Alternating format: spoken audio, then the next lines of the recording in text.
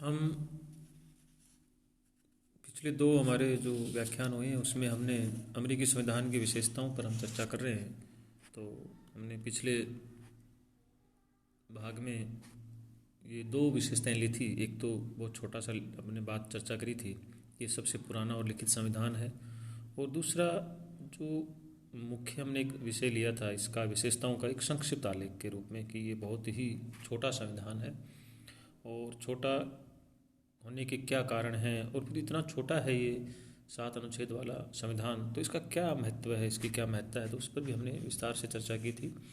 अगली विशेषता हम लेंगे इसकी जन प्रभुत्व पर आधारित संविधान, यानी जन प्रभुत्व पर आधारित संविधान। अमेरिकी संविधान के लिए कहा जाता है कि वो जन प्रभुत्व पर आधारित है। तो ऐसा क्या कारण, हम क्या तर्क दे सकते हैं जिससे ये सिद्ध हो जाए कि वास्तव में वो जन प्रभुत्व पर आधारित है। तो इसका लिए जैसे एक हम कह सकते हैं कि वो जनता द्वारा निर्मित संविधान है। अमेरिका के संविधान का निर्माण तत्कालीन जो 1787 की बात कर रहा हूँ, अमेरिका के वास्तविक जनप्रतिनिधियों द्वारा किया गया है, अतः इसे जनता द्वारा निर्मित संविधान कहा जाता है। इस तथ्य को संविधान की भूमिका में इस प्रकार प्रकट किया गया है कि हम संयुक्त राज्य अमेरिका के लोग इस संविधान की रचना एवं स्थापना करते हैं। हम संयुक्त राज्य अमेरिका के लोग, तो ये जो शब्दावली है ये इसे जन प्रभुत्व पर आधारित बनाती है। ये उल्लेखनीय है कि लगभग 2 शताब्दी पूर्व कहे गए शब्द आज भी सत्य हैं। हम संयुक्त राज्य अमेरिका के लोग, we the people of United State of America. तो ये जो शब्द है ये इसे जन प्रभुत्व पर आधारित बनाता है। पेलाटसन ने एक बात कही थी कि केवल सन 1787 ईस्वी के अमेरिकी लोग ही नहीं अपितु आज के हम और आने वाले कल के लोग भी इसका निर्माण करते हैं तथा इसे स्थापित करते हैं। दूसरा, हम इसमें ये जन प्रभुत्व पर आधारित संविधान है तो इसके पीछे एक तर्क दे सकते हैं कि प्रभु सत्ता का निवास जनता में है। वहाँ अमेरिकी राजनीतिक व्यवस्था के अनुसार प्रभु सत्ता का अंतिम निवास जनता में है। वही समय समय पर चुनावों द्वारा ये निश्चित करती है कि शासन की सत्ता किस दल को सौंपी जाए। हेनरी का एक कथन है, औपनिवेशिक काल में इंग्लैंड का राजा संप्रभु था। परिसंघ की धाराओं के अनुसार अंतिम शक्ति का निवास 13 राज्यों में था, किंतु वर्तमान की बात कर रहा हूँ, संविधान की स्वीकृति ने प्रभु सत्ता देश की जनता को सौंप दी है। तो एक जन प्रभुत्व पर आधारित होने के पीछे तर्क हो गया कि जो प्रभु सत्ता है उसका निवास जनता में है। एक तर्क हम और दे सकते हैं वहाँ पर, संविधान को समाप्त करने का जनता के पास नैतिक अधिकार है। यानी अमेरिकी राजनीतिक व्यवस्था में जन कल्याण एक लक्ष्य है, संविधान इसे प्राप्त करने का एक साधन है। ये बहुत ही उल्लेखनीय बात है कि अगर संविधान इस उद्देश्य की प्राप्ति में असफल रहता है तो जनता इसे समाप्त कर सकती है और उसके स्थान पर नया संविधान लागू कर सकती है। संविधान सन 1776 ईस्वी की स्वतंत्रता की घोषणा की इस भावना पर आधारित है, जब कभी किसी भी प्रकार की सरकार इन उद्देश्यों, कौन से जीवन, स्वतंत्रता और सुख के लिए घातक हो जाए तो लोगों को अधिकार होता है कि वे उसे बदल दें या समाप्त कर दें और नई सरकार की स्थापना ऐसे सिद्धांतों के आधार पर कर दें। प्रथम जो राष्ट्रपति थे जॉर्ज वाशिंगटन ने कहा है कि हमारी राजनीतिक व्यवस्था का आधार जनता का ये अधिकार है कि वह अपने शासन के संविधानों को बनाए और बदले। यानी ये जो कहा कि वाशिंगटन ने कि उसको अधिकार है कि वह अपने शासन के संविधानों को बनाए और बदले, और ऐसा ही विचार वहाँ के जो संविधान निर्माण में जो प्रमुख रूप से जिन्होंने भाग लिया था, जेफरसन, उनका भी यही मत था। तो ये हो गया एक विशेषता, जन प्रभुत्व पर आधारित संविधान। एक विशेषता है वहाँ संविधान की सर्वोच्चता। अमेरिकी शासन प्रणाली में संविधान की सर्वोच्चता को स्वीकार किया गया है। जो 7 अनुच्छेद उसमें जो 6 है उसमें लिखा हुआ है कि ये संविधान और इसके अनुसार बनाए गए सभी कानून तथा संयुक्त राज्य अमेरिका के प्राधिकार के अधीन की गई या की जाने वाली सभी संधियां देश का सर्वोच्च कानून होगा। प्रत्येक राज्य के न्यायाधीश उसे मानने को बाध्य होंगे। किसी भी राज्य के संविधान या कानून का कोई भाग जो इस संविधान के विरुद्ध होगा वह अवैध समझा जाएगा। यानी राज्यों के अलग से संविधान है परंतु उन पर भी इसकी सर्वोच्चता लागू होती है। और संविधान में जो लिखित रूप में ये नहीं बताया गया है कि इस प्रकार के गैर संवैधानिक कानूनों को किस प्रकार रद्द किया जाएगा, किंतु ये व्यवस्था संविधान के विकास ने कर दी है। संघीय सर्वोच्च न्यायालय के पास अलिखित अधिकार है, इस प्रकार के संवैधानिक कानून को न्यायिक पुनरावलोकन, पुनरीक्षण, जुडिशियल रिव्यू के द्वारा रद्द कर सकता है। फाइनल ने तो यहाँ तक कहा कि संयुक्त राज्य अमेरिका में संविधान सर्वोच्च है तथा ये व्यवस्था न्यायिक पुनरीक्षण की शक्ति द्वारा बनाई रखी जा सकती है। तो संविधान की सर्वोच्चता अमेरिकी संविधान की एक बड़ी विशेषता है। और एक विशेषता है वहाँ प्रजातांत्रिक गणराज्य, डेमोक्रेटिक रिपब्लिक। अमेरिका के संविधान के अनुसार अमेरिका एक गणराज्य है और वहाँ राज्य का अध्यक्ष वंशानुगत राजा नहीं होता है, अपितु निर्वाचित होता है। जैसे राष्ट्रपति हैं वहाँ पर राज्याध्यक्ष हैं, तो वो शासनाध्यक्ष भी वही हैं, तो वो निर्वाचित होते हैं। संविधान के अनुसार यही व्यवस्था संघ के जो इकाई राज्य हैं उनके बारे में भी इसी प्रकार की व्यवस्था की गई है। और वहाँ की जो प्रजातांत्रिक शासन प्रणाली है उसकी कुछ हम बातें करें तो जैसे ये एक प्रतिनिधि या अप्रत्यक्ष लोकतंत्र है वहाँ पर, जैसे अपने यहाँ पर है। यदि कुछ राज्यों में सीमित रूप से प्रत्यक्ष लोकतंत्र यानी डायरेक्ट डेमोक्रेसी है, और इन राज्यों में सीमित रूप में प्रत्यक्ष लोकतंत्र के जो उपकरण होते हैं ना, रेफरेंडम है, इनिशिएटिव है, रिकॉल है, यानी लोक निर्णय, आरंभक, प्रत्यायन। ये स्विट्जरलैंड में हम जब संविधान पढ़ेंगे तो ज़्यादा विस्तार से इन पर चर्चा करेंगे, तो वो भी वहाँ मौजूद है, किंतु वो सब अपवाद स्वरूप है, कोई ज़्यादा उनका इतना इफेक्ट नहीं है। तो कुल मिला के वहाँ प्रतिनिधि लोकतंत्र यानी अप्रत्यक्ष लोकतंत्र है। और ये उदारवादी प्रजातंत्र भी है जो मूलतः राज्य के व्यक्तिवादी कार्य सिद्धांत पर आधारित है, किंतु संवैधानिक विकास द्वारा इसे राज्य के लोक कल्याणकारी कार्य सिद्धांत तक विकसित भी किया गया है। यानी व्यक्तिवादी कार्य सिद्धांत पर आधारित है, उदारवाद है, परंतु इसे धीरे धीरे लोक कल्याण की ओर से भी अग्रसर किया गया है। और वहाँ पर अध्यक्षात्मक शासन प्रणाली है इस प्रजातंत्र में। इस शासन प्रणाली का आधार शक्तियों का पृथक्करण का सिद्धांत और गतिरोध और संतुलन का सिद्धांत है, जिस पर हम आगे चर्चा करेंगे। तो ये एक वहाँ लोकतांत्रिक शासन प्रणाली, लोकतांत्रिक गणराज्य की स्थापना होती है। एक विशेषता है संघात्मक शासन प्रणाली। संयुक्त राज्य अमेरिका का संविधान संघात्मक शासन प्रणाली की स्थापना करता है। प्रारंभ में जैसे सन 1787 ईस्वी में ये कुल संघ जो था अमेरिका का, ये कुल 13 राज्यों के संयोग से बना था, परंतु क्रमशः नए राज्य इसके सदस्य बनते चले गए और आज इनकी संख्या जैसे आपको पहले बताया था कितनी है, 50। यानी 50 राज्यों का संघ है। कुछ संघीय लक्षणों पर हम चर्चा कर लें, बाकी विस्तार से हम बाद में इस पर चर्चा करेंगे। ये एक लिखित व कठोर संविधान है जो संघीय संविधान की मुख्य विशेषता होती है। यानी संविधान की सर्वोच्चता का लक्षण वहाँ पाया जाता है, क्योंकि संघ में क्या होता है कि केंद्र व इकाइयों में एक तरह से शक्तियों का विभाजन होता है, तो वो कठोर होना चाहिए संविधान, वरना तो उसमें केंद्र या इकाइयाँ कभी भी आसानी से कोई चेंज कर दें तो वो संघ की जो भावना है उस पर चोट पहुँचती है। केंद्र व राज्यों की सरकारों के बीच जो शक्ति का विभाजन है वहाँ पर, या संविधान द्वारा संघ के सर्वोच्च न्यायालय की स्थापना है जो उन पर नियंत्रण रखता है, तो ये सारी चीज़ें ये सिद्ध करती हैं कि वहाँ एक संघात्मक शासन प्रणाली है। हालांकि संवैधानिक विकास द्वारा केंद्र बहुत शक्तिशाली हो गया, वो एक अलग बात है। केंद्रीकरण की प्रवृत्ति वहाँ बहुत तेज़ी से पनपी है, परंतु मूल जो भाव है वहाँ वो है संघात्मक शासन व्यवस्था का। कठोर संविधान है ही, एक विशेषता है कठोर संविधान होना। जैसे भारत का संविधान है वो लचीला भी है, कठोर भी है, तो अमेरिका का संविधान कठोर है। मतलब आसानी से उसमें परिवर्तन संभव नहीं है। संशोधन का तरीका साधारण कानून के निर्माण के तरीके से बिल्कुल अलग है। CF स्ट्रॉन्ग ने तो यहाँ तक कहा है कि संयुक्त राज्य अमेरिका का संविधान संसार भर में सबसे अधिक कठोर संविधान है। वहाँ 2 प्रणालियाँ हैं, 2 विधियाँ हैं और दोनों ही कठोर हैं। जैसे हमारे यहाँ 2 हैं तो दोनों इतनी कठोर नहीं है। और बहुत सारा संविधान तो हमारे 2 के अलावा जैसे सामान्य कानून निर्माण की प्रक्रिया के संशोधन विधेयक ही रखने की आवश्यकता नहीं होती। एक तरह से ये मानो कि वो संशोधन हो जाता है। और संविधान की वहाँ कठोरता ये है कि 200 वर्षों में हमारे यहाँ से 1/4 संशोधन भी वहाँ नहीं हुए हैं। तो ये एक महत्वपूर्ण बात है कि वहाँ का जो संविधान है वो कठोरता लिए हुए है। एक विशेषता हम ले सकते हैं न्यायपालिका की सर्वोच्चता। अमेरिका के संविधान की सर्वोच्चता को स्वीकार किया गया है, यानी वहाँ संविधान सर्वोच्च है। और इसे वास्तविक स्वरूप देने के लिए इस बात को कि वास्तव में संविधान सर्वोच्च है, तो वहाँ पर न्यायपालिका की सर्वोच्चता को स्वीकार कर लिया गया है।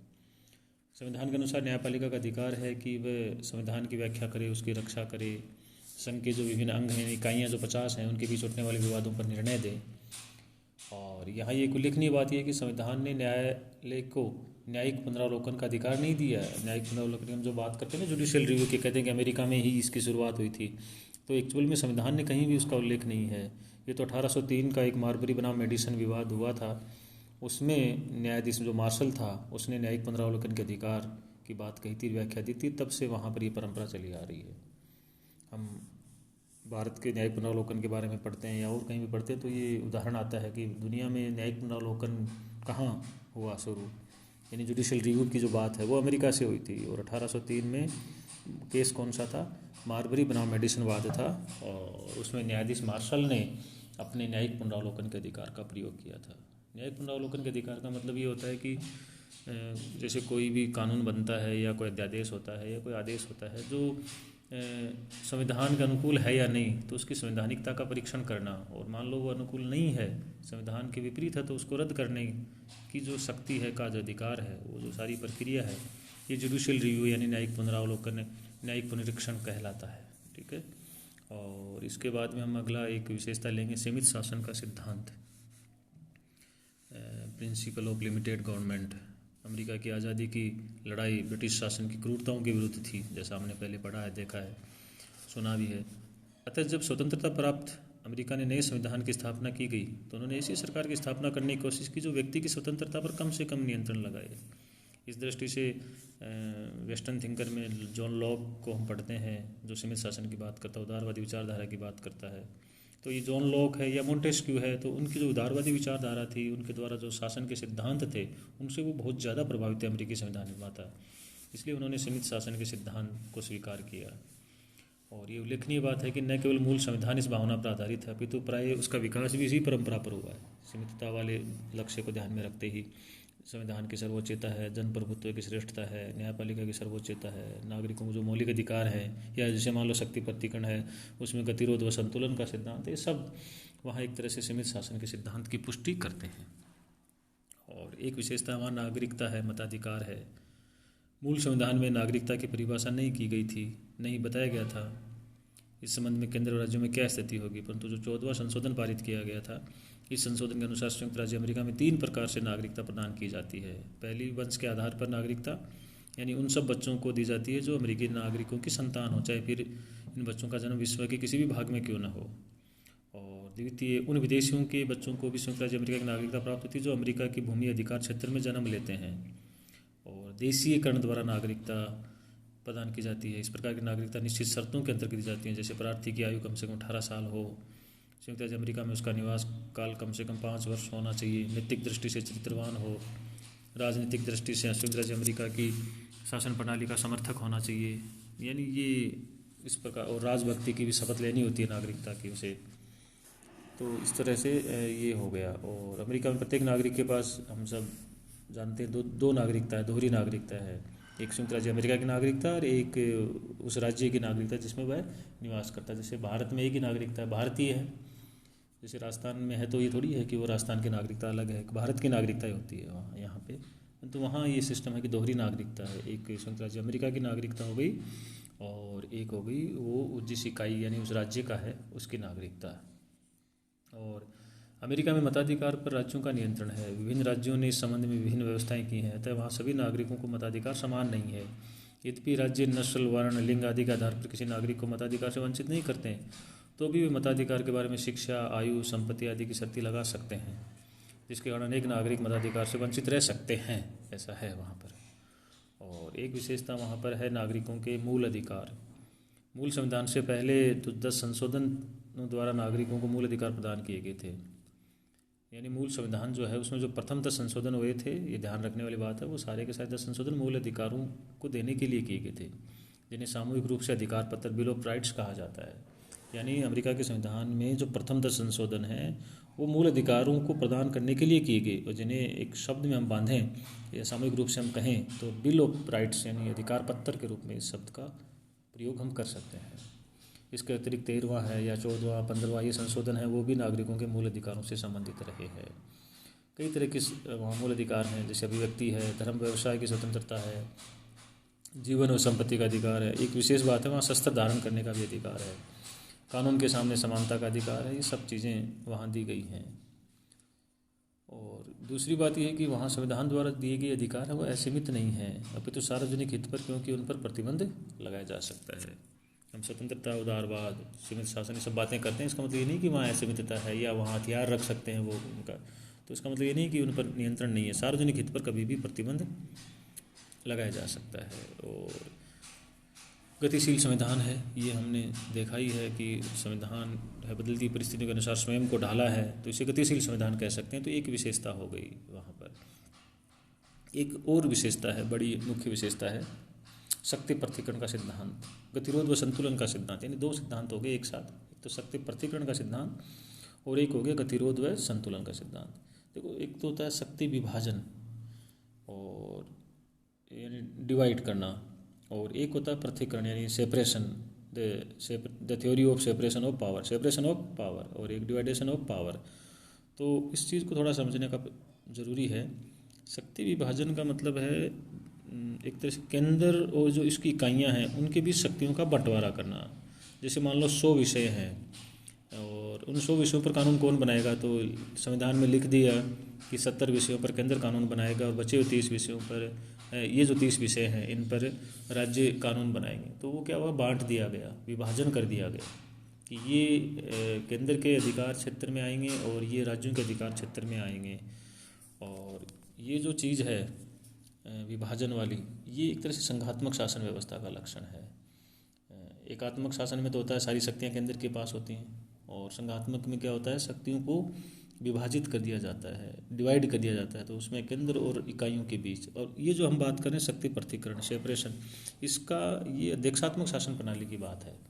इसमें क्या होता है कि जो सरकार के तीनों अंग, व्यवस्थापिका, कार्यपालिका, न्यायपालिका, उनकी शक्तियाँ पृथक पृथक हैं, यानी वो एक दूसरे में हस्तक्षेप नहीं कर सकते, बिल्कुल पृथक हैं। परंतु वहाँ गतिरोध और संतुलन भी है, यानी है थोड़ा सा नियंत्रण है एक दूसरे का, परंतु ऐसा नियंत्रण है कि वो संतुलित है। जैसे मान लो वहाँ व्यवस्थापिका कांग्रेस है, वो राष्ट्रपति पर नियंत्रण रखती है, तो राष्ट्रपति का उस पर भी रहता है, आपस में एक दूसरे पर नियंत्रण रहता है, तो गतिरोध पैदा कर सकते हैं वो, पर वो गतिरोध ऐसा नहीं है कि वो काम ठप पड़ जाए, वहाँ मतलब संतुलन भी है अमेरिका के संविधान में। तो इस तरह से शक्ति पृथक्करण का सिद्धांत हो गया, यानी, और साथ में उन्होंने जोड़ दिया गतिरोध व संतुलन का सिद्धांत भी उन्होंने जोड़ दिया है।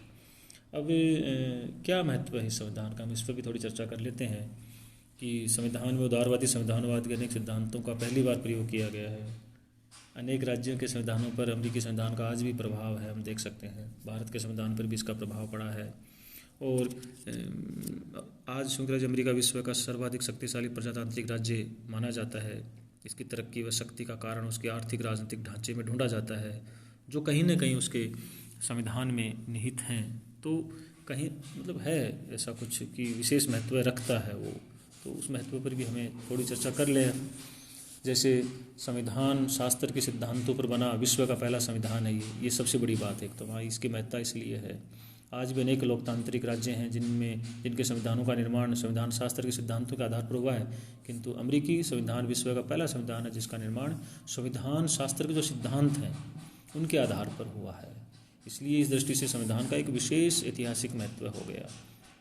अच्छा, प्रमुख सिद्धांतों का उपयोग, मतलब जैसे हम बात करें कि संविधान शास्त्र के जो सिद्धांत हैं, यानी एक संविधान शास्त्र शब्दावली है, तो उसमें क्या होता है कि संविधान के जो किस तरह से संविधान बनाया जाता है उसके क्या सिद्धांत हैं, तो उनका उल्लेख हुआ है। जैसे कौन कौन से सिद्धांतों का उल्लेख हुआ है हम बात करें तो जैसे संविधान का लिखित होना, जैसे उन्होंने संघात्मक शासन प्रणाली रखी, एकात्मक संघात्मक जो भी रखें वो बात है, प्रजातांत्रिक गणराज्य की बात है, शक्ति पृथक्करण का सिद्धांत है, गतिरोध व संतुलन का सिद्धांत है, देशात्मक शासन प्रणाली है, संविधान की सर्वोच्चता है, न्यायपालिका की सर्वोच्चता है, नागरिकों के मौलिक अधिकार। एक तरह से संविधानवाद से जुड़ा हुआ शब्द हो गया ये।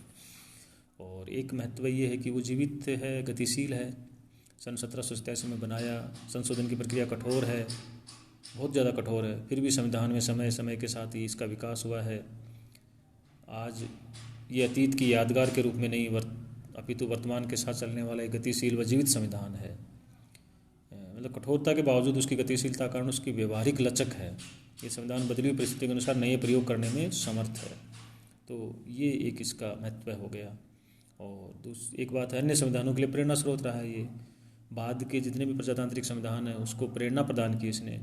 विश्व के अनेक संविधानों पर इसका प्रभाव हम स्पष्ट रूप से देख सकते हैं, चाहे फ्रांस का संविधान हो, भारत का हो, श्रीलंका का हो, या कनाडा, ऑस्ट्रेलिया, भारत। जैसे मतलब फ्रांस में, भारत में जो गणराज्य की प्रेरणा है, कनाडा, ऑस्ट्रेलिया, भारत, इनमें संघात्मक जो शासन व्यवस्था वाला ढांचा है उसकी प्रेरणा है। तो ये सब अमेरिका के संविधान से हमने लिया भी है और प्रेरित भी हुए। विश्व के बहुत सारे जो आज सफल संविधान हैं वो कहीं ना कहीं अमेरिका के प्रभाव, मतलब उसकी प्रभावशीलता उन पर दिखती है।